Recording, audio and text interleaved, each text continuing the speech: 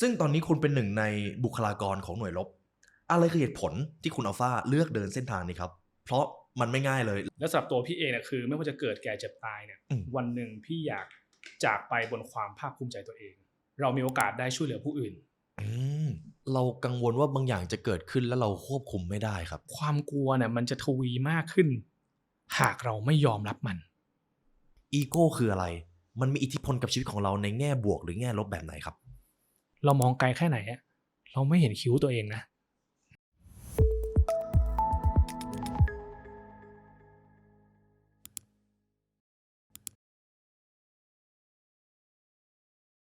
ถ้าคุณรักในการพัฒนาตัวเองครับทุกท่านโปรดกด Subscribe ให้ The Library เพื่อเป็นส่วนหนึ่งของ1 ล้านซับด้วยครับได้ไหมครับเอพิโซดนี้คือหัวข้อนี้เป็นอีกเรื่องหนึ่งที่หลายท่านให้ความสนใจมากและผมว่ามันจะเป็นโอกาสดีมากที่เราได้มาศึกษาทั้งปรัชญาประสบการณ์ของคนคนหนึ่งว่าการที่เขามาอยู่จุดที่เราเรียกกันว่าคนเหนือคนในจุดหนึ่งเขาผ่านอะไรมาบ้างซึ่งในวันนี้ครับผมได้รับเกียรติจากผมไม่สามารถออกชื่อเขาได้นะครับแต่เราจะใช้นามว่าคุณอัลฟาซึ่งคุณอัลฟาครับเขามีประสบการณ์บางอย่างที่ผมเชื่อว่าทุกท่านจะได้เรียนรู้ในเอพิโซดนี้ครับสวัสดีครับคุณอัลฟาครับสวัสดีครับคุณไลออนครับคุณอัลฟาครับก่อนอื่นเลยสิ่งหนึ่งที่ผมน่าสนใจมากคือจริงๆเราก็มีโอกาสได้เคยร่วมงานกันประมาณ 2-3 ปีที่แล้วหลายท่านจะเข้าใจว่าเป็นหน่วยรบพิเศษผมเลยอยากถามคุณอัลฟาครับตอนนี้ทำอะไรอยู่บ้างแล้วคุณมาถึงจุดนี้ได้อย่างไรครับปัจจุบันก็ผมขออนุญาตไม่ระบุตำแหน่งที่ชัดเจนเพราะว่ายังมีความเกี่ยวโยงกับปพอยู่ปัจจุบันผมทำหน้าที่คล้ายกับเลขาคล้ายกับเลขาข้างนอกของ CEO แล้วกันพูดอ้อมๆเนาะครับแล้วคำถามต่อมาคืออะไรนะครับที่ถามเมื่อกี้คุณมาถึงจุดนี้ได้ยังไงครับจุดที่ว่างานที่คุณทำมันดูเป็นความลับไปหมดเลยแต่การที่คุณจะมาถึงจุดนี้ได้คุณจะต้องถูกฝึกมาค่อนข้างทรหดคุณมาถึงจุดนี้ได้ยังไงครับมาถึงจุดนี้ได้ยังไงสำหรับตัวพี่เองเนี่ยคิดว่าสิ่งหนึ่งเนี่ยที่คนหนึ่งจะมาถึงจุดนี้ได้เนี่ยมันมักจะมีสิ่งหนึ่งที่ทุกคนมีคล้ายกันทุกคนมีคล้ายครับคือเรื่องของ commitment commitment ถูกต้องไหมครับ commitment หรือความตั้งใจความแน่วแน่ในสิ่งหนึ่งที่เราจะทำเนี่ยไม่ว่าสิ่งนั้นในโจทย์ชีวิตของคนนั้นจะเป็นเรื่องอะไรก็ตามแต่จะเป็นอาชีพอะไรจะทำอะไรทุกอย่างล้วนต้องใช้ commitment และความตั้งใจอันแรงกล้าทั้งนั้น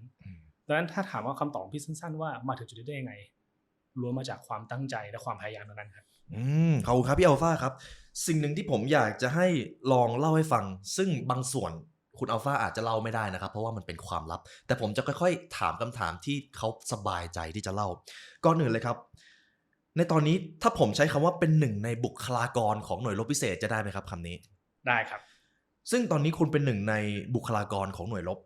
อะไรคือเหตุผลที่คุณอัลฟาเลือกเดินเส้นทางนี้ครับเพราะมันไม่ง่ายเลยเราฝึกมาด้วยกันเราเห็นเลยว่าเล่าให้ฟังหน่อยครับโอเคจัดไปก็ถามว่าเหตุผลที่ตัวผมเองเนี่ยเลือกเส้นทางเนี้ยก็ต้องบอกตรงว่าเส้นทางของการเป็นหน่วยปฏิบัติการพิเศษเนี่ยค่อนข้างที่จะตอบโจทย์หลายด้านและหลายอย่างในชีวิตของผมที่ผมอยากทำและอยากเป็นเล็กพี่ก็ได้แล้วพี่ขอบคุณมากครับเห็นน้องหล่อพี่ก็เกรงใจโอเคครับก็พี่เชื่อว่าทุกคนเนี่ยมีความตั้งใจในชีวิตครับแล้วสำหรับตัวพี่เองเนี่ยคือไม่ว่าจะเกิดแก่เจ็บตายเนี่ยวันหนึ่งพี่อยากจากไปบนความภาคภูมิใจตัวเองทีนี้กลับเข้ามาสู่ในประเด็นว่าทำไมถึงเลือกมาเป็นสิ่งนี้สิ่งหนึ่งเลยนะครับพี่มองว่าการที่เรามาทำอาชีพตรงเนี้ยเรามีโอกาสได้ช่วยเหลือผู้อื่นถ้าเราติดตามข่าวสารดีๆไม่ว่าจะเป็นในเรื่องของภัยพิบัติหรือสถานการณ์ที่ไม่ปกติอาชีพและหน้าที่ตรงเนี้ยส่งเสริมให้เราได้ไปช่วยเหลือคนได้อย่างมากซึ่งสิ่งนี้มันสร้างความภูมิใจให้กับพี่นะครับก็เลยเป็นหนึ่งในเหตุผลที่เลือกมาและต่อมาเนี่ยงานนี้มันมีเสน่ห์คือทุกๆงานมันมีเสน่ห์หมดแต่งานนี้ก็คืออย่างที่เราทราบกันดีว่ามันเป็นงานที่ทำให้เรามีโอกาสได้ทำงานในเชิงแอคทีฟคือเราได้ไปเห็นหน้างานจริงๆเลยเราได้ไปลงดีเทลจริงได้ไปเห็นความจริงว่าเฮ้ยมันเกิดอะไรขึ้นโดยที่เราไม่ผ่านจากเปเปอร์เวิร์กหรืออะไรก็ตามแต่เราได้ไปเห็นของจริงเลยแล้วมากกว่านั้นคือมันเป็นงานที่active dynamic มันมีการเปลี่ยนแปลงมันผันผวนตลอดเราจะได้ฝึกในเรื่องของการตัดสินใจในสภาวะฉับพลันซึ่งพี่ว่าสกิลแบบนี้ไม่ได้หาได้ง่ายและงานเนี้ยเหมือนเราไปตีหินพลังอ่ะถ้าทำงานนี้คุณมีโอกาสได้ทำคุณจะได้วิชานี้มาและเป็นวิชาที่พี่อยากได้และการรับมือกับแรงกดดันการตัดสินใจให้เฉียบคมมากขึ้นในความกดดัน งานเนี้ยตอบโจทย์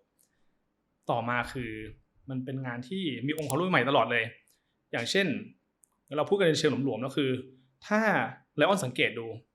แม้แต่สงครามเนี่ยก็มีวิวัฒนาการเราย้อนกลับไปดูสมัยสงครามเวียดนามครับไลออนลองจินตนาการไปพร้อมกับพี่นะครับณตอนนั้นเนี่ยภาพของสงครามที่ไลออนเข้าใจนะในภาพการรบตอนนั้นเป็นอย่างไรบ้างเอาในความเข้าใจแบบเบสิกสงครามเวียดนามใช่ไหมครับ อือฮึก็คือฝ่ายหนึ่งต้องเข้าไปตีเมืองอีกฝ่ายหนึ่งแล้วเผอิญคือฝ่ายนั้นเนี่ยเขารบเก่งมากเลยเป็นรบในดินจะทำยังไงก็เอาชนะไม่ได้แล้วมันเป็นอยู่ในยุคของสงครามเย็นสิ่งที่ผมพอจะเข้าใจเท่าที่ผมตอนนี้ก็คือมันเป็นสงครามตัวแทนประมาณนั้นครับใช่ครับก็เป็นประเด็นที่ถูกต้องเนาะก็ทีนี้พี่ขอขยายความให้ว่าในยุคก่อนเนี่ยสงครามคือก็จะรบกันแบบกิจทหารราบใช่ไหมตีกันไปตีกันมามีดาบปลายปืนแต่ปัจจุบันเราเห็นว่ามันมีการใช้โดรนมันมีเรื่อง EW หรือว่า Electronic Warfare มีเรื่องการแฮ็กไฟดับทั้งประเทศมีเรื่องของการใช้อาวุธเคมีนั่นหมายความว่าวิวัฒนาการมันเกิดขึ้นตลอดซึ่งหมายความว่าไงครับในเมื่อวิวัฒนาการเกิดขึ้นปุ๊บทางทหารเราก็ต้องอัปเกรดความรู้ใหม่ๆเข้ามามีทั้งเรื่องของเทคโนโลยียุทธวิธีและรูปแบบของการบังคับบัญชาคนซึ่งพี่มองว่างานตรงนี้มันไม่น่าเบื่อมันมีอะไรให้เราต้องเรียนรู้ตลอดเราต้อง up skill re skill relearn unlearn ตลอดเลยซึ่งพี่เลยมองว่ามันเป็นอาชีพที่พี่สนใจมากและประเด็นสุดท้ายที่สำคัญสุดว่าทำไมถึงเลือกนะครับคือธรรมชาติตัวพี่เป็นคนที่ชอบสู้กับตัวเองแล้วพี่เชื่อว่าไลออนก็มีมุมนี้และพี่เชื่อว่าหน่วยปฏิบัติการพิเศษทุกคนมีมุมนี้เป็นคนที่ชอบสู้กับตัวเองคือหมายความว่าเราจะมีความรักความท้าทายกันอยู่ลึกๆอะไรที่ดูเหมือนยากเนี่ยคนอย่างเรามักจะหาวิธีในการที่จะทำให้ได้มันไม่ใช่ว่าเราไปทำอะไรแผลงๆนะแต่สิ่งที่มันดูมีความท้าทาย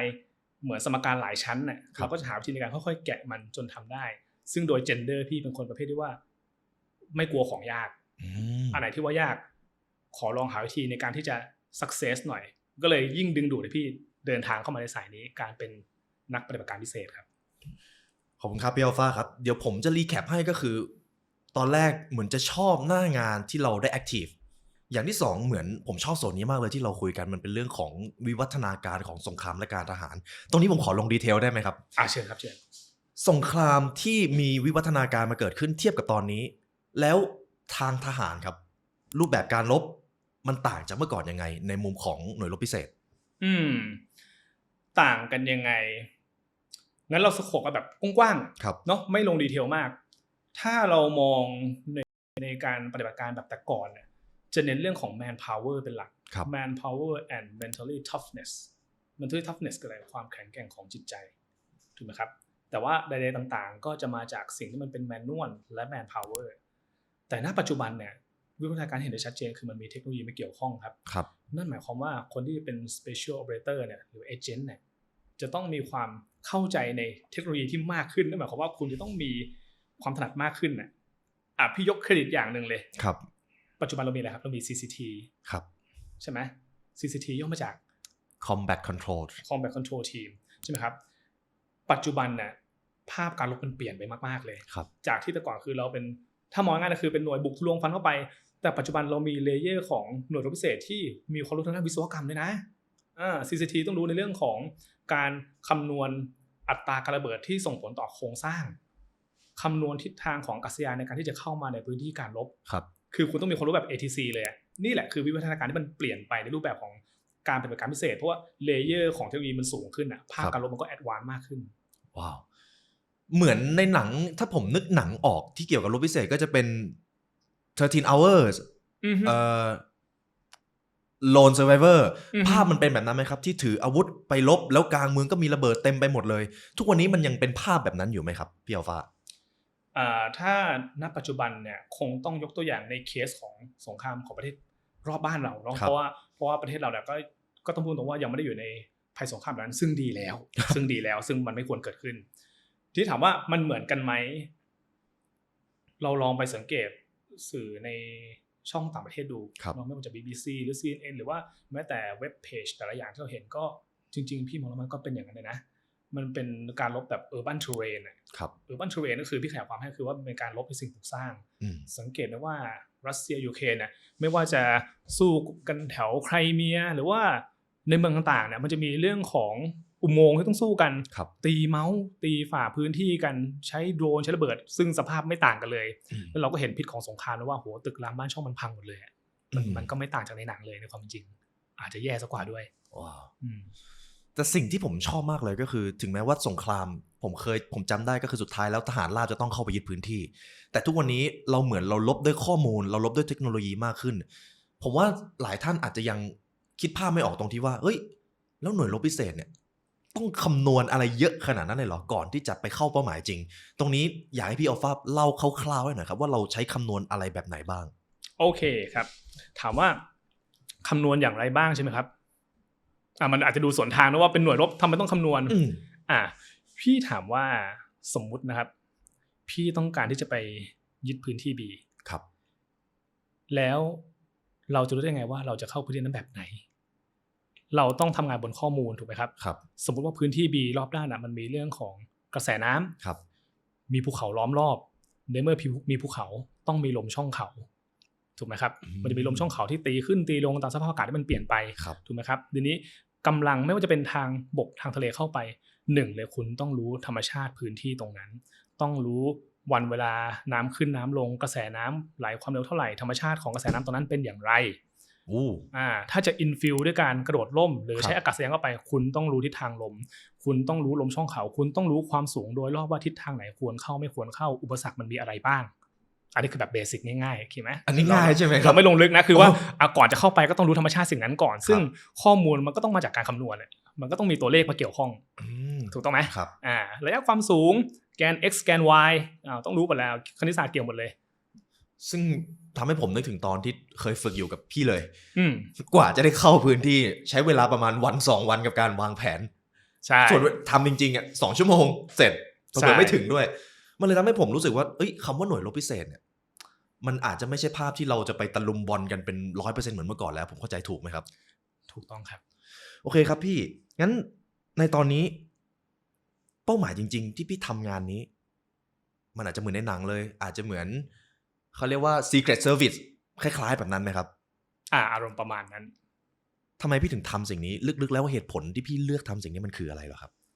ลึกๆเหตุผลจริงคือพี่อยากช่วยเหลือผู้อื่นในสิ่งที่คนอื่นเขาทำได้ยากเพราะว่าพี่เชื่อว่าทุกงานหลายงานมันมีโอกาสในการช่วยเหลือผู้คนครับแต่พี่มองว่าการที่เราได้ช่วยเหลือคนอื่นในงานที่มันวิกฤตเนี่ยแล้วถ้าเราทำได้เนี่ยมันจะเป็นความภาคภูมิใจที่เราจะตาตึงเราไปก่อนตายว่าเราเกิดมาเราได้มีความหมาย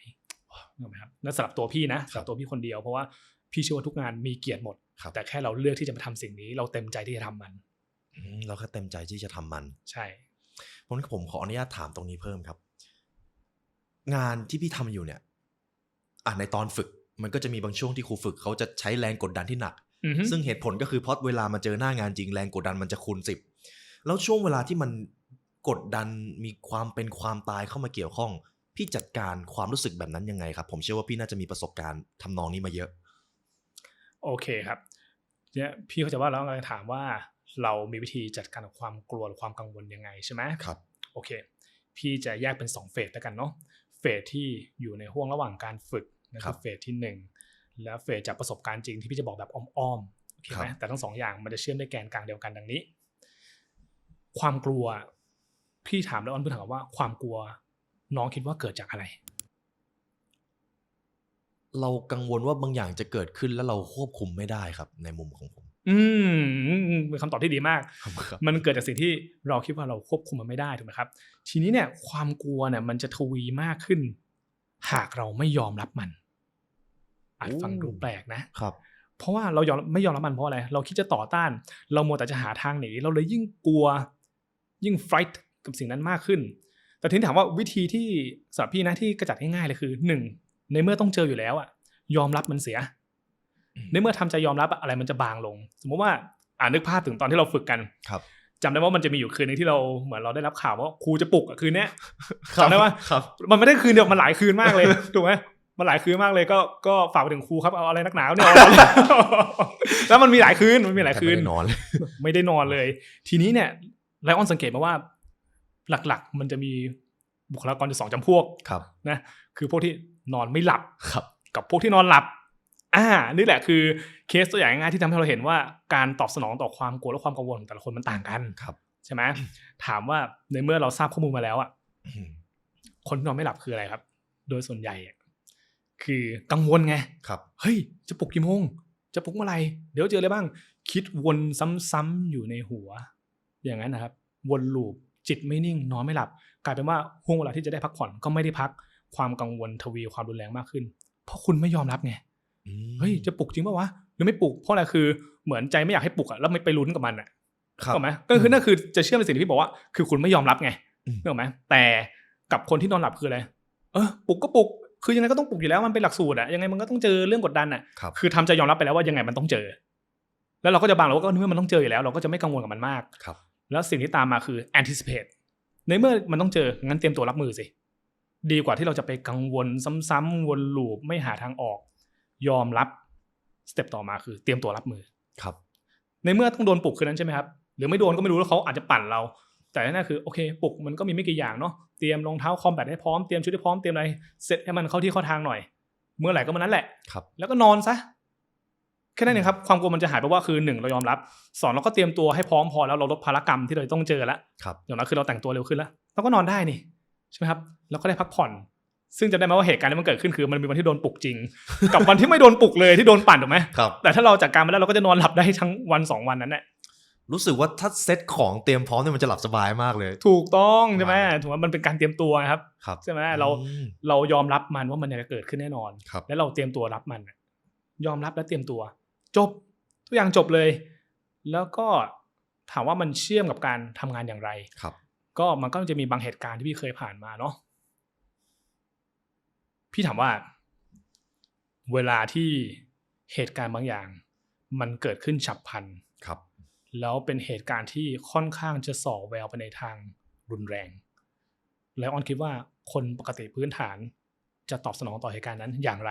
เบสออนความพื้นฐานนะถ้าเป็นพื้นฐานหนีหรือฟรีซแบบช็อกที่ผมคิดว่าถ้ามันเกี่ยวกับความเป็นความตายเขาน่าจะไม่หนีก็ช็อกไปเลยครับเบสิกไซโคโลจีถูกต้องเลยก็คือว่าคนเราเนี่ยถ้าเจอเหตุการณ์ที่มันน่าตื่นกลัวแรกๆเนี่ยถ้าไม่ได้ผ่านการฝึกมาก็จะมีเรื่องของการ fighting หรือกลัวหรือ freeze เลยทีนี้ถามว่าวันนั้นนะพี่จัดการเหตุการณ์ยังไงคือก็ทุกอย่างมันก็พ่วงมาที่คำว่าสติจัดการความกลัวยอมรับมันว่ามันเกิดขึ้นแล้วต่อมาคือเตรียมตัวรับมือเลย1 2 3 4แล้วทำตามขั้นตอนที่เราควรต้องทำแล้วงานมันก็จะผ่านไปได้นะครับก็คือคำถามที่พี่ตอบเราทั้งหมดขอบคุณครับพี่เดี๋ยวตรงนี้ผมขออธิบายเพิ่มในสำหรับคุณผู้ฟังครับอย่างงานที่พี่อัลฟาเขาทำมันจะเกี่ยวกับความเป็นความตายซึ่งในสถานการณ์จริงผมอาจจะใช้คำนี้ครับถ้าไม่ได้ไปอยู่ตรงนั้นจริงๆเราจะเข้าใจได้ยากมากว่ามันน่ากลัวขนาดไหนมันน่ากลัวจริงๆครับแล้วมันจะมีโอกาสสูงมากถ้าหากไม่ได้รับการฝึกมาช็อกหรือว่าพยายามจะหนีซึ่งบางทีการหนีอาจจะกลายเป็นอุปสรรคมากกว่าที่จะมีสติควบคุมตัวเองซะอีกใช่ไหมพี่ใช่ครับใช่แล้วพี่ควบคุมความนิ่งของตัวเองเนี่ยพี่ใช้วิธีแบบไหนครับเห็นพี่เราคุยกันข้างนอกพี่เคยทำสมาธิด้วยซึ่งตรงนี้ผมว้าวมากมันเกี่ยวกันด้วยเหรอครับในการที่เราจะเจอสถานการณ์ที่มันกดดันกับการทำสมาธิโอเคก็ถามว่าเกี่ยวไหมพี่ต้องรับว่าแต่ก่อนพี่ก็คิดว่ามันไม่เกี่ยวนะแต่ก่อนพี่คิดว่าสมาธิคือเรื่องของการทำอะไรเกี่ยวกับศาสนาการปล่อยวางแต่จริงๆไม่ใช่เลยสมาธิคือเรื่องสากลมากครับไลออนคือถามว่าการรับมือกับแรงกดดันยังไงพี่ขอแบ่งเป็น2เฟสเฟสที่เรียนรู้ด้วยธรรมชาติคือหมายถึงชีวิตประจำวันของเราแต่ละวันกับเรื่องของการฝึกเฉพาะนะครับคือเรื่องสมาธิเนาะทีเนี้ยถามว่าเราจะรับมือกับความกดดันและความกลัวได้มากขึ้นยังไงคือ1เลยคือเราต้องชินกับมันคือเหมือนเราฉีดวัคซีนนะครับเรามีภูมิต้านทานใช่ไหมครับเราจะรับมือกับแรงกดดันมากขึ้นเรื่อยๆได้เนี่ยเราก็ต้องชินกับการที่เราเจอแรงกดดันเยอะๆเราค่อยๆรับมือแรกๆอาจจะยังรับมือได้ไม่มากแต่ถ้าคุณไม่หนีมันไปคุณไม่วิ่งหนีมันคุณยอมรับมันที่จะสู้กับมันเนี่ยรับมือเรื่อยๆเดี๋ยวความชำนาญมันก็มาในการรับมือแล้วต่อมาคือเรื่องของสมาธิครับสมาธิเนี่ยเป็นคีย์ที่สำคัญมากและพี่เพิ่งจะได้เรียนรู้ไม่นานนี้เองพี่รู้ว่าไม่นานนี้เองพี่เพิ่งหัดได้ประมาณเดือนถึงไม่2-3 เดือนเลยแต่ส่งผลมากนะก็คืออย่างนี้สมมติว่าถ้าเราลองไปศึกษาเรื่องระบบประสาทดูเนาะประสาทเรามันจะมีการยิงคลื่นสมองตลอดเวลาตุ้งๆๆๆๆเลย เราอะต้องทันความคิดของเราครับนั่นหมายความว่าการที่เราจะฝึกให้คลื่นสมองของเรามัน slow down ลงให้เราสามารถที่จะ ident เหตุการณ์ได้ชัดเจนมากขึ้นมีสภาวะการตัดสินใจที่ดีขึ้นน่ะมันต้องมาจากความนิ่งและความนิ่งมันฝึกจากสมาธิโฟกัสกับสิ่งที่อยู่สังเกตไหมว่าถ้าเราหัดนั่งสมาธิใหม่ๆความคิดมันจะฟุ้งซ่านปุ้งปุ้งปุ้งปุ้งไปหมดเลยแล้วยิ่งถ้าเราไปกดมันขนาดก็ตามแต่มันจะยิ่งฟุ้งซ่านไม่เชื่อลองดูก็ได้นะครับคนที่หัดทำใหม่ๆนะแต่ถ้าเราเริ่มนั่งบ่อยขึ้นเริ่มหัดนั่งให้นานขึ้นค่อยๆเป็นค่อยๆไปเมื่อเราเกิดความคิดฟุ้งซ่านมันจะเกิดเหมือนเดิมแต่เราจะรู้ทันตัวเองแล้วว่าเฮ้ยเรากำลังคิดเรื่องนี้อยู่เราจะค่อยๆปล่อยไปเราจะค่อยๆมาอยู่กับตัวเองมากขึ้นถามว่าปลั๊กอินกับงานและชีวิตจริงยังไงล่ะครับทุกวันที่เราต้องเจอแรงกดดันเหตุการณ์ที่มันคับขันมันจะมีความคิดต่างๆที่แล่นมาในหัวเราเยอะมากเลยบุ๊บเลยแต่ถ้าเรามีสติเมื่อไหร่ปุ๊บเราจะสโลว์ทุกอย่างดาวลงเราจะแยกออกว่าอันนี้คือเรื่องที่ต้องจัดการ1 2 3 4แล้วเราจะรันทูขั้นตอนไปนี่แหละคือคีย์เวิร์ดว่าสมาธิสำคัญขนาดไหนว้าวคือแสดงว่าในมุมที่พี่เจอสถานการณ์ที่มันคับขันอาจจะมีผู้ก่อการร้ายโผล่มาตรงไหนก็ไม่รู้การที่มีสติแล้วทำอะไรให้มันลื่นไหลดีกว่าการหุนหันพลันแล่นผมเข้าใจถูกไหมครับถูกต้องเลยเนี่ยคือคีย์เลยครับถูกต้องใช่แล้วสมมติถ้าผมไม่เคยฝึกสมาธิแล้วผมตอบสนองแบบหุนหันพลันแล่นไปเลยมันจะเกิดอะไรขึ้นครับพี่เป็นคำถามที่ดีมากครับนอนเป็นคำถามที่ดีจริงๆคือจากที่เราถ้าทุกคนย้อนไปดูคลิปครั้งก่อนที่คุณเลออนได้สัมภาษณ์ออเปอเรเตอร์ท่านหนึ่งไปเนาะ slow is fast slow is smooth เรื่องนี้เรื่องจริงครับหมายความว่าการที่เรามีสติเนี่ยเราจะแยกออกได้ว่าสิ่งต่างมันคืออะไรเราจะมีการตัดสินใจที่มาจากสติแต่ถ้าเราตัดสินใจบุ่มบ่ามไปตามอารมณ์หรือไปตามสิ่งเราที่มันเกิดขึ้นไลออนมันอาจจะนำพาซึ่งความสูญเสียหรือความวุ่นวายที่มันมากขึ้นหรือ chaos นั่นเองยกตัวอย่างเห็นชัดเจนนะครับพี่เชื่อว่าเรื่อง CQB พูดได้เพราะเดี๋ยวนี้ภาคพลเรือนก็ฝึก CQB กันแล้วมันไม่ใช่ความลับต่อไป CQB ก็คือเหมือนการที่เราฝึกการรบประชิดหรือรบในอาคารทีนี้พี่ถามว่าสมมติห้องสัมภาษณ์ห้องนี้คือห้องหนึ่งแล้วเราจะต้องจู่โจมเข้าห้องเนี้ยแล้วอยู่ดีเราเปิดประตูปึ้งวิ่งเข้ามาเลยแล้วพี่ถามว่าเรารู้ได้ยังไงว่าห้องนี้มันไม่มีสิ่งกีดขวางอยู่ตรงไหนบ้างเรารู้ได้ยังไงว่าห้องนี้ผู้ก่อการร้ายจะอยู่ตรงมุมไหนบ้างเรารู้สรีระห้องนี้แล้วเหรอนั่นแหละครับคือความที่คุณรีบเกินบางทีมันอาจนำมาซึ่งความสูญเสียแต่ถ้าช้าลงสักนิดล่ะเปิดประตูมาค่อยๆสำรวจค่อยๆสังเกตเมื่อมั่นใจแล้วถึงเคลื่อนที่ด้วยความรวดเร็วไปยังจุดที่เราตั้งใจเอาไว้นั่นครับ slow is fast slow is smooth เมื่อมั่นใจแล้วค่อยเคลื่อนที่ไปด้วยความรวดเร็วด้วยสติถูกต้องช้าลงสักนิดเพื่อความแม่นยำสติผมชอบคอนเซปต์นี้มากเลยก็คือถ้าบางทีการทำอะไรช้าๆแต่ลื่นไหลมันอาจจะเร็วเมื่อเราคุ้นชินกับมันเข้าใจถูกไหมครับถูกต้องครับในมุมของพี่อัลฟาตอนนี้ผมนึกถึง Secret Service ที่ประธานาธิบดีก็จะมีคนใส่สูทอารักขาอยู่แล้วมือที่โผล่ออกมาก็ไม่รู้มือจริงหรือมือปลอม ผมอยากรู้ว่าเนี่ยในมุมแบบเนี้ยสมมุติพี่กำลังอารักขาคนสักคนแล้วคนเนี่ยเต็มไปหมดเลยพี่สแกนกันยังไงว่าคนเนี้ยไม่มีภัยคุกคามคนนี้มีภัยคุกคามเพราะพี่มองไม่เห็นอะไรเลยนอกจากการตัดสินด้วยสายตาพี่สแกนยังไงครับผมว่าอันนี้มันเป็นอะไรที่น่าสนใจมากคือเรื่องนี้พี่สมมุติว่ามันอ่อนตัวนะมันมีหลายเคสมากถ้าถามว่าพี่สแกนยังไงพี่อิงจากประสบการณ์อิงจากประสบการณ์แล้วก็เหมือนเราต้องศึกษาธรรมชาติเรื่องคนนะครับไลออนคือของนี้เราต้องไปเจอเหตุการณ์บ่อยๆแล้วมันจะได้ซึ่งข้อมูลมาตัวพี่นะก็คือยังมีข้อมูลอยู่ประมาณนี้ถามว่าสแกนยังไง1เลยคือต้องดูความผิดปกติของคนเราต้องรู้ว่าบุคลิกของคนพื้นฐานคนปกติเขาทำอะไรที่มันทำแล้วมันดูผิดปกติไปอย่างเช่นเวลาที่ VIP ของเราไปออกงานสังคมใช่ไหมครับคนธรรมชาติของคนที่ไปเข้างานสังคมเนี่ยต้องเป็นสังคมแบบระดับผู้ใหญ่แล้ว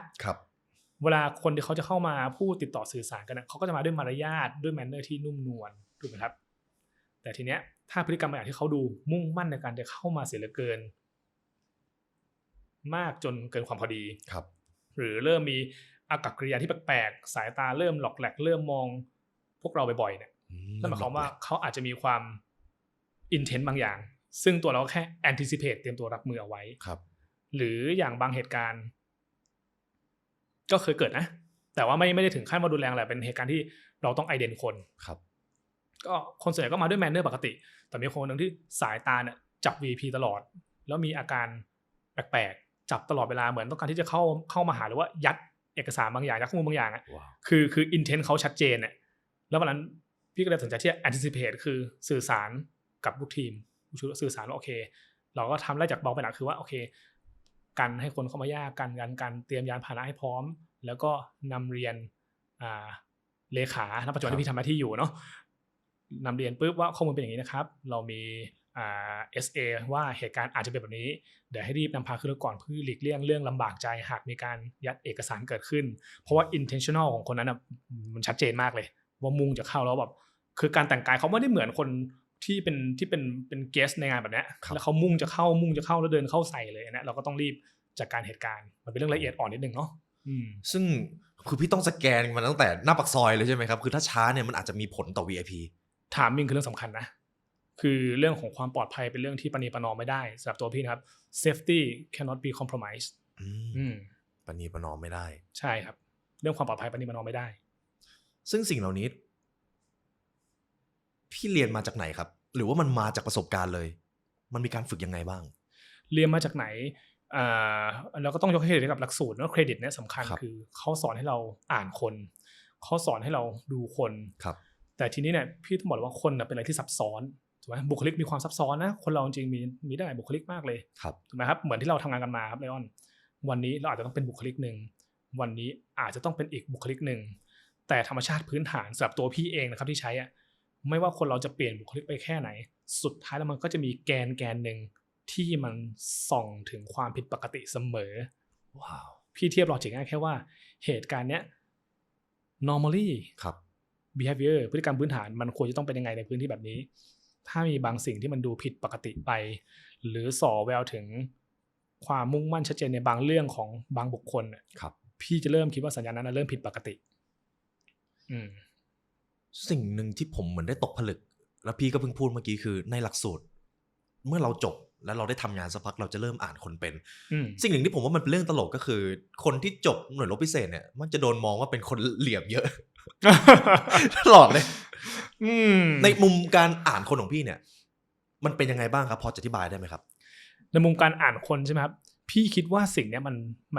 มันขึ้นอยู่กับประสบการณ์ครับการที่เราจะอ่านคนนึงออกนั่นหมายความว่าเราต้องเข้าใจเหมือนเราอ่านหนังสือเราต้องเข้าใจตัวหนังสือถูกไหมครับทีนี้พอเราผ่านเหตุการณ์ชีวิตมาหลายๆแบบ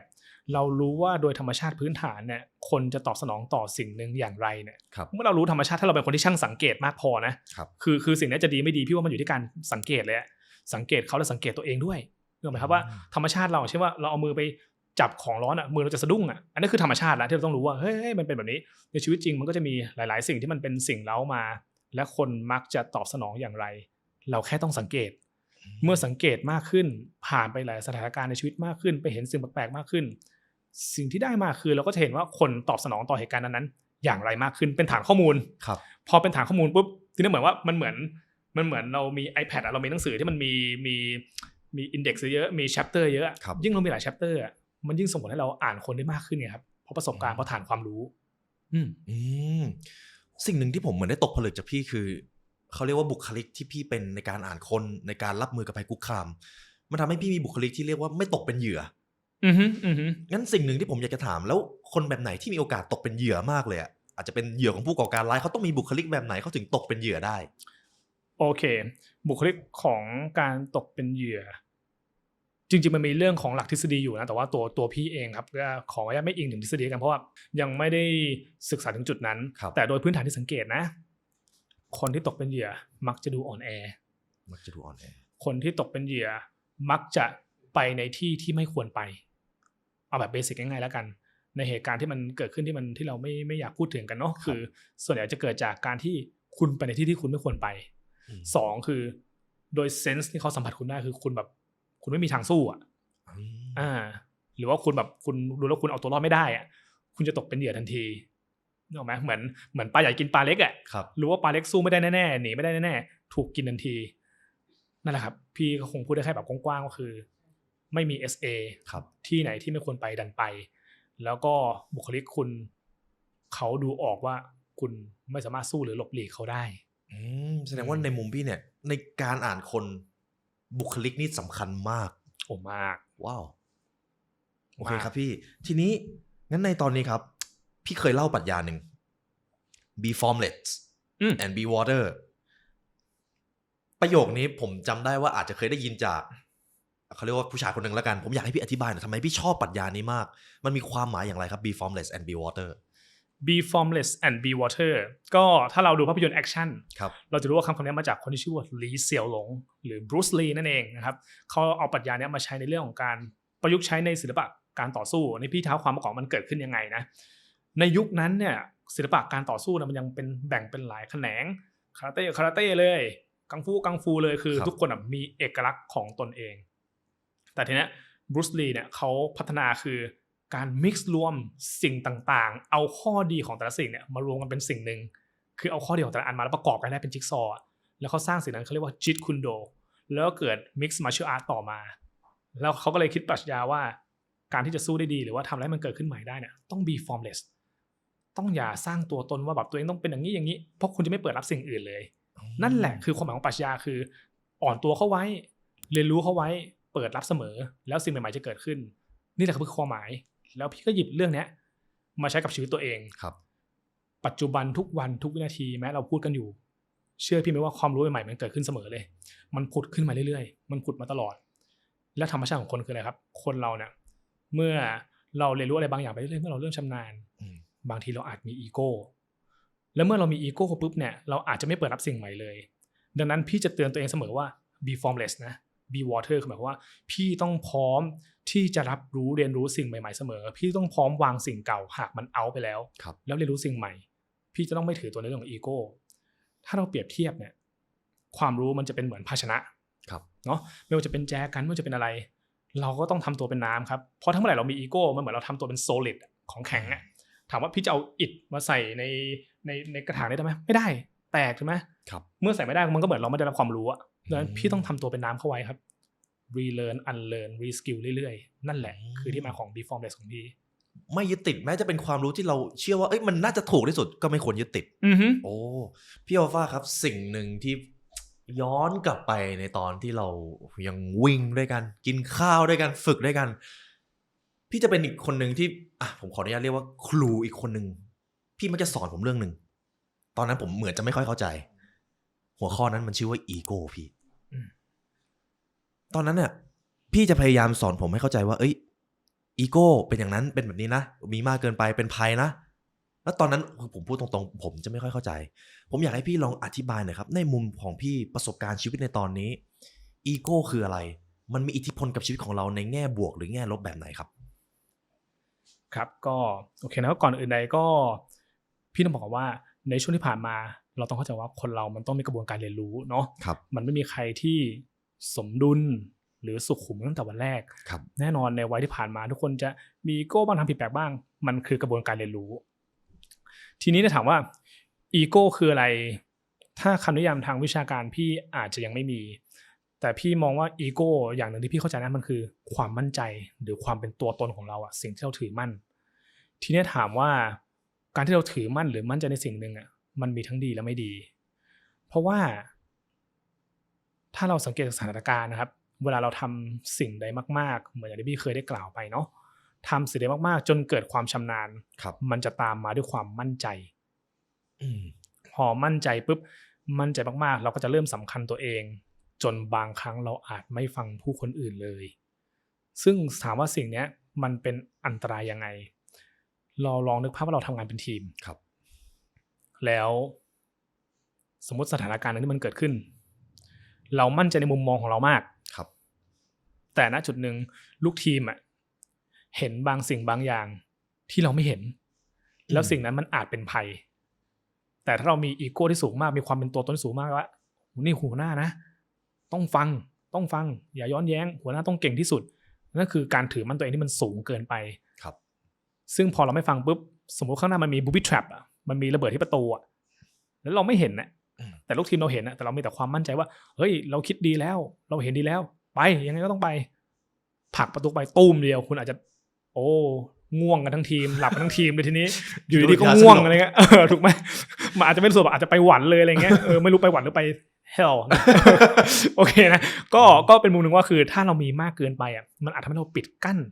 ในสิ่งอื่นไปเลยเพราะว่าบางครั้งเรามองกว้างไกลมากอะไลออนครับแต่อ้อนเชื่อไหมว่าเรามองไกลแค่ไหนเราไม่เห็นคิ้วตัวเองนะแต่ตอนนั้นพี่เห็นคิ้วอ้อนพี่ไม่เห็นคิ้วตัวเองไลออนเห็นคิ้วพี่นั่นหมายความว่าถ้าอีโก้มีมากเกินไปแล้วจนเราไม่รับฟังใครเบาลงหน่อยเพราะบางทีการทำงานมันอาจจะส่งไปถึงเรื่องของอันตรายครับถ้าไม่เชื่อลองไปดู aircraft investigation ในหลายๆเหตุการณ์ดูคำว่าอีโก้เนี่ยพาความสูญเสียมาเยอะแล้วเนาะแต่ถ้าไม่มีเลยก็ไม่ดีนะเพราะว่าอะไรคือถ้าเราไม่มีอีโก้เลยมันก็เหมือนกับว่าเราไม่มีความยึดมั่นถือมั่นอะไรสักอย่างเลยเราไม่มีอุดมการณ์ของตัวเองเราไม่มีความเป็นตัวตนเลยนั่นหมายความว่าเราก็จะแปรเปลี่ยนไปเรื่อยแบบเหมือนเรือที่ไม่มีหางเสือน้องเราจะไปแบบไม่มีทิศทางถูกไหมซึ่งคนเรามันควรมีแกนของตัวเองคนเรามันควรมีความตั้งใจในชีวิตควรมีคอมมิตเมนต์แล้วเราควรต้องมีอีโก้ระดับหนึ่งคือหมายความว่ามีความยึดมั่นในตัวเองระดับหนึ่งที่มันพอดีที่จะรักษาคอมมิตเมนต์ของตัวเองให้ไปถึงฝั่งอีโก้รักษาอยู่ในความพอดีมากไปไม่ดีไม่มีเลยก็ไม่ได้แต่มันมีไว้เพื่อที่จะรักษาคอมมิตเมนต์ผมเข้าใจถูกไหมครับถูกต้องครับคอมมิตเมนต์มันเปรียบเสมือนเป้าหมายหรือพันธสัญญาที่เราทำไว้กับตัวเองผมเข้าใจถูกไหมตรงนี้ถูกต้องโอ้งั้นสิ่งนี้มีประสบการณ์ไหนไหมครับที่เกี่ยวกับการทำงานแล้วพี่เข้าใจเลยว่าอีโก้เนี่ยมันเกือบทำให้ชีวิตพี่พังพี่ขอนึกก่อนนะแต่มั่นใจว่ามี wow. มีแน่ๆมีแน่ๆ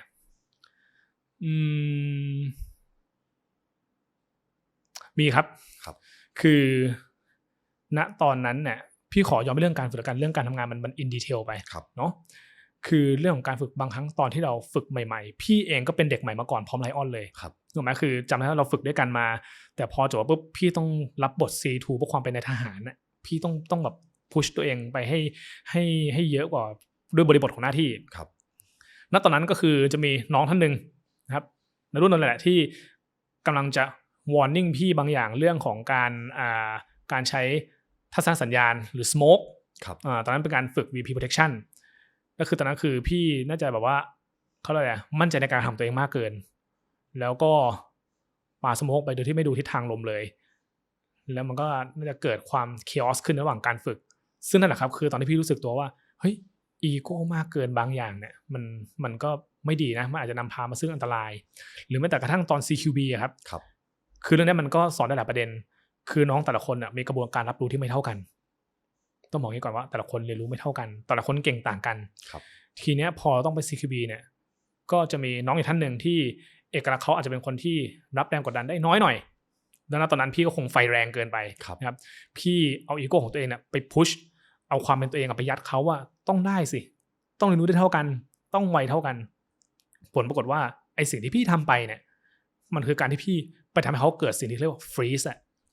ซึ่งมันไม่ดีซึ่งหมายความว่าถ้าเป็นเหตุการณ์จริงน้องคนนั้นอาจจะเสียชีวิตเพราะตัวพี่เลยนะแล้วนั่นคือบทเรียนที่พี่แบบมาตกผลึกเอาทีหลังว่าเฮ้ยบางทีเรามั่นใจตัวเองมากเกินไปแล้วเราพุชเอาความเป็นตัวเองไปใส่คนอื่นมากเกิน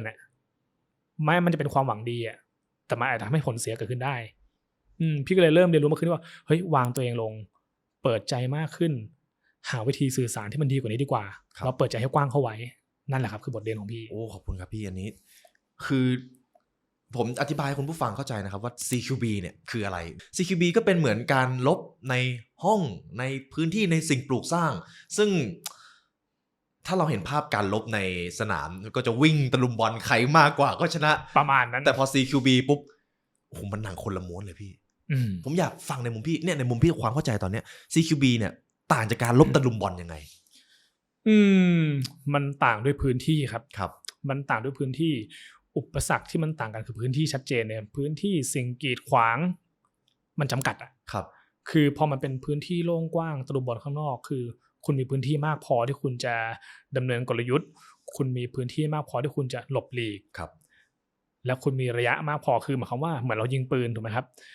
ยิ่งไกลความคาดเคลื่อนมันยิ่งเยอะครับซึ่งมันก็สองมุมเราอาจจะยิงเขาคลาดเคลื่อนก็ได้เขาก็อาจจะยิงเราคลาดเคลื่อนเหมือนกันมันจะปลอดภัยกว่าแต่การ CQB เนี่ยหรือว่า close quarter battle เนี่ย ยิงกันระยะประชิดเลยครับไลออนดังนั้นความคลาดเคลื่อนมันน้อยถูกไหมคือมันประชิดอ่ะมันเกิดคอนแทคกันมันเกิดการต่อต้านกันในระยะประชิดมากๆแล้วการเคลื่อนที่มันก็ลำบากกว่าเพราะมันอย่างห้องเนี้ยโอ้โหมีทั้งกล้องมีทั้งกล่องมีอุปสรรคมากมายเลยมันไม่สะดวกเหมือนภายนอกครับแล้วยิ่งใกล้เท่าไหร่หมายความว่าถ้าเราอยู่ในฟิลด์มันกว้างเนาะทรูปเราเนี่ยอาจจะกระจายตัวกันได้ครับแต่พอ CQB จากประสบการณ์จำได้ใช่ไหมเราแทบจะต้องเกาะกันฟอร์มทีมกันบางครั้งถ้าเรามีวินัยในการใช้วุธไม่ดีอ่ะมันก็อาจจะเกิดการยิงกันเองก็ได้นะอันตรายมันต่างกันมากเลยยิงกันเองปืนลั่นถูกไหมสิ่งที่ผมจำได้เลยคือพอเป็นการ CQB เนี่ยแม้จะเดินเข้าประตูก็จะต้องมีท่าเดินเข้ามั่วๆไม่ได้ซึ่งผมว่ามันเป็นรายละเอียดครั้งแรกในชีวิตที่มึงรู้ว่าในการคำว่าการทำงานกับการลงรายละเอียดมันเป็นแบบนี้นี่เองมันเปลี่ยนโลกทัศน์ผมไปหมดเลยครับซึ่งในการ CQB มันจะมีความกดดันในเรื่องของกระสุนลั่นเรื่องของระเบิดถูกต้องไหมครับถูกต้องแล้วในมุมของพี่ชอบหน้างานแบบไหนมากกว่ากันหน้างานแบบไหนเหรอครับครับพี่ต้องบอกว่าพี่ชอบทุกหน้างานครับเพราะแต่ละหน้างานเสน่ห์มันต่างกันบางงานตะลุมบอลบางงานระเบิดภูเขาเผากระท่อมบางงานลับๆใช่เข้าใจถูกไหมพี่อันนี้ถ้าพี่เปรียบเทียบก็คือว่าเหมือนเราไปพิชิตด่านบางด่านครับภารกิจแต่ละภารกิจเหมือนบอสที่ต่างกันการฝึกในแต่ละหัวข้อเหมือนบอสที่ต่างกันเราจะได้สิ่งที่กลับมาไม่เหมือนกันดังนั้นพี่ก็จะชอบทุกอันเพราะว่าทุกอันมันมีเสน่ห์ในตัวเองเราจะได้พลังกลับมาในเรื่องที่ต่างกันไปงั้นผมถามในมุมของพี่ตอนนี้แล้วกันครับนอกจากเรื่องงานแล้วสำหรับพี่ตอนนี้ความหมายของชีวิต ความสุขของพี่คืออะไรครับความสุขของพี่ตอนนี้ใช่ไหมครับณปัจจุบันเลยเนี่ยพี่มีความสุขมากของการเป็น lifelong learner เพราะว่าการเป็น lifelong learner เนี่ยมันเหมือนกับชีวิตพี่มัน no limit ครับ no limit คือพี่ไม่มีเพดานที่มาปิดกั้นตัวเองพี่เป็นอิสระหมายความว่าพี่พร้อมจะเรียนรู้สิ่งใหม่ตลอดเวลาเลยอ่ะพี่เป็นน้ำไม่เต็มแก้วครับนี่แหละคือความสุขของพี่มากๆในชีวิตตอนนี้คือการที่พี่ได้ออกไปผจญภัยไปเรียนรู้สิ่งใหม่ๆไปรู้ในสิ่งที่เราไม่รู้เหมือนพี่ได้เปิดแมปชีวิตตัวเองมากขึ้นเรื่อยๆในทุกๆเรื่องของชีวิตเท่าที่พี่จะหาได้ณตอนนี้แล้วมากกว่านั้นที่มันทำควบคู่ไปคือการหาเส้นทางของความสงบมันต้องควบคู่กันความสุขพี่ณตอนนี้มันมี2แบบเลย lifelong learner กับหนทางสู่ความสงบเพราะว่าบางทีเนี่ยพอเราทำอะไรที่เรามุ่งมั่นในการเรียนรู้ไปเรื่อยๆเนี่ยทุกอย่างในชีวิตมันมีดาบ2คมมันต้องมีบาลานซ์ครับบางทีเรามุ่งมั่นในการเรียนรู้มากไปเราอาจจะเหนื่อยล้ามันอาจจะสร้างซึ่งความเครียดดังนั้นพี่ก็ต้องเรียนรู้เรื่องหลักของความสงบไปในตัวก็คือเรียนรู้เสร็จปุ๊บปล่อยวางให้เป็นบาลานซ์ตัวเองให้เป็นบาลานซ์ชีวิตแต่ละด้านให้ดีและชีวิตเราก็จะมีความสุขบนความสงบบนการเติบโตที่มันเพิ่มขึ้นเรื่อยๆทางปัญญาว้าวเติบโตทางปัญญาทางจิตใจด้วยผมชอบคอนเซปต์มากนี้เลยครับคือในชีวิตพี่ถ้าฟังจากเรื่องเล่ามาตอนแรกมันดูเป็นชีวิตที่มีเคออสมีเรื่องของความเสี่ยงเต็มไปหมดเลยแต่ตอนนี้พี่เริ่มพูดถึงเรื่องของความสงบพี่เองก็อยากได้สิ่งนั้นพี่ทำอย่างไรครับในมุมของพี่เพื่อที่จะได้ความสงบกลับมาทำอย่างไรหนึ่งเลยคือตระหนักรู้ในตัวเองก่อนเลยเรื่องของความสงบเนี่ยเราไม่สามารถทำให้สภาพแวดล้อมเนี่ยมันสงบลงได้นะเพราะว่าบางอย่างมันเกินคอนโทรลเราแต่สิ่งหนึ่งที่ทำได้แน่ๆคือควบคุมตัวเองความสงบต้องเริ่มจากตัวเองก่อนไม่ว่าโลกแต่ละวันที่เราเจอการงานที่เราทำยิ่งโตขึ้นความท้าทายความซับซ้อนมันยิ่งมากขึ้นเรื่อยๆถ้าเรามัวแต่จะไปควบคุมในสิ่งรอบตัวเราบางทีเราอาจจะเป็นบ้าได้เลยอะแล้วแต่ถ้าเราเลือกที่จะเรียนรู้แล้วหาวิธีที่จะอยู่กับมันให้ได้สุดท้ายคือกลับมาสงบกับตัวเองได้หาความสุขของตัวเองให้เจอบนโลกที่มันเป็นไปด้วยธรรมชาติของมันเราจะมีความสุขมากขึ้นมองความเป็นไปได้ที่ธรรมชาติเป็นแล้วเราจะมีความสุขมากขึ้นถูกต้องไหมครับใช่ครับเรียนรู้ธรรมชาติปลงปลงไหมเหรอก็พี่มองว่าถ้าปลงคือเหมือนกับการที่เรายอมรับบางอย่างนะแต่ว่าอย่างเช่นมุมของพี่เนี่ยไม่ว่าธรรมชาติมันจะเป็นอะไรก็ตามแต่ต้องเข้าใจว่าบางสิ่งเราควบคุมไม่ได้แต่บางเรื่องอะไรที่เราสามารถทำเองได้เนี่ยเราก็ทำเรามาสร้าง energy เชิงบวกเราเองบางอย่างคือเราไปเปลี่ยนไม่ได้หรอกครับมันเป็นเรื่องใหญ่เกินมือเราแต่เราเรียนรู้ที่อยู่กับมันได้ก่อน เสร็จปุ๊บเรามาหาวิธีสร้างพลังเชิงบวกให้ตัวเองทำในสิ่งที่เราอยากทำหาความสงบของเราให้เจอสร้างสิ่งดีๆต่อไปคือเป็น proactive อ่ะหาหนทางไม่ว่าโลกมันจะเป็นยังไงไม่ว่าสิ่งที่เราต้องเจอจะเป็นยังไงแต่เราคือ proactive อ่ะเราเป็นผู้ที่แบบหาหนทางในการที่จะมีชีวิตที่ดีได้อ่ะครับ เดี๋ยวเราก็จะสงบเอง แสดงว่าสุดท้ายแล้วไม่ว่าโลกจะเป็นอย่างไรเรายังมีอำนาจในการควบคุมตัวเองได้เสมอถูกต้องไหมครับแน่นอนครับแน่นอน ผมอยากฟังในมุมพี่มากเลยอ่ะเหมือนพี่หากพี่จะต้องแนะนำหนังสือ1 เล่มพี่จะแนะนำหนังสืออะไรคุณผู้ฟังครับหากแนะนำหนังสือ1 เล่มครับณตอนนี้พี่กำลังเริ่มศึกษาอ่านเรื่อง Seven Habits 7 บุคลิกนิสัยของคนที่ประสบความสำเร็จและในนั้นก็จะมีสิ่งที่เขาเขียนว่า proactive และ reactive อยู่ในนั้นซึ่งสิ่งนี้มีความสำคัญมากครับแล้วมันปลักอินได้กับทุกๆเรื่องเลยคือหมายความว่าก็ย้อนกลับไปสิ่งที่บอกชีวิตคนเรามันไม่ง่ายแต่มันไม่ยากนะจะยากจะง่ายมันอยู่ที่มุมมองของเราถูกไหมครับยากง่ายเนี่ยมันอยู่ที่ว่าเราเป็น proactive หรือเปล่าสถานการณ์จะเป็นยังไงก็ตามแต่ชีวิตจะเจอกับอะไรถ้าเราไปโฟกัสกับแค่สิ่งที่เราเจอแล้วเราไม่ดึงตัวเองออกมาในการสร้างสิ่งใหม่ที่เราทำได้ที่เราออนแฮนด์หรือเติมพลังให้เราถูกไหมเหมือนตรงนี้บ่อน้ำมันแห้งจะไปรอให้น้ำมันขึ้นไหมหรือว่าอะไรถ้าก็ธรรมชาติบ่อนี้มันแห้งนี่เดี๋ยวไปหาน้ำจากต้นกล้วยก็ได้เดี๋ยวไปหาน้ำจากบ่อน้ำข้างหน้าก็ได้หรือว่าหาวิธีอื่นนี่คือ proactive คือคนเราควรจะต้องมีสิ่งที่เขาเรียกว่า proactive เพื่อที่จะมีความสุขได้แล้วก็มี energy ตลอดในการสร้างสรรค์สิ่งดีๆให้กับชีวิตตัวเองและคนอื่นซึ่งมันอยู่ในหนังสือเล่มนี้ครับ Seven Habits เหมือนนิสัยที่พี่ชอบมากจะเป็นนิสัยแรกเลย proactive โอเคครับพี่อัลฟาวันนี้เป็นเกียรติมากครับที่เราได้พูดคุยเรื่องนี้กันและผมเชื่อว่าคุณผู้ฟังจะได้บทเรียนอะไรกลับไปเยอะเลยในเรื่องของ proactive ในเรื่องของข้อมูลว่าการที่คนคนนึงจะมาอยู่จุดนี้มันมีอะไรมากกว่าที่เราอาจจะเคยเข้าใจมาก่อนลบพิเศษคืออะไรทำไมหน้างานความลับมันเยอะจังซึ่งมันก็ลับจริงๆครับก็ในวันนี้เป็นเกียรติมากนะครับที่เราได้มาพูดคุยกันผมขอเล่าแบบนี้แล้วกันครับประมาณกี่ปีแล้วนะครับที่เราจบหลักสูตรมาด้วยกัน5 ถึงไหมพี่เราจบมาปีไหนนะมันต้องปีโควิดด้วยนะปีโควิด2020ประมาณโอ้5-6 ปีตอนนั้นผมกับพี่อัลฟาก็เรียนในรุ่นเดียวกันแล้วเราทำงานด้วยกันสักพักหนึ่งแล้วเหมือนผมก็แยกมาเติบโตแล้วผมเห็นว่าวันนี้เราได้มาเจอกันอีกครั้งหนึ่งมันเหมือนพี่ว่าเป็นเรื่องบังเอิญไหมพี่ว่าเป็นโชคชะตาด้วยนะทุกอย่างมีจังหวะจากคนในชีวิตตัวเองทุกอย่างมีจังหวะของตัวเองแล้วเหมือนนี้ว่ามาคุยกันหรือเหมือนเรามาคุยเชิงปรัชญาแล้วผมว่าเนื้อหามันต่างจากที่เราเคยคุยกัน 3-4 ปีมากเลยก็วันนี้เป็นเกียรติมากนะครับที่ได้มาคุยกับพี่อีกครั้งหนึ่งก็ในวันนี้ได้เวลาสมควรแล้วครับทางผู้ร่วมงาน The Library เลยและตัวผมไลออนยุวศิลป์กับพี่อัลฟาขอกล่าวอำลาทุกท่านไปก่อนขอให้วันนี้เป็นวันที่ดีของทุกท่านนะครับสวัสดีครับสวัสดีครับถ้าคุณรักในการพัฒนาตัวเองครับทุกท่านโปรดกด Subscribe ให้ The Library เพื่อเป็นส่วนหนึ่งของ1 ล้านซับด้วยครับได้ไหมครับ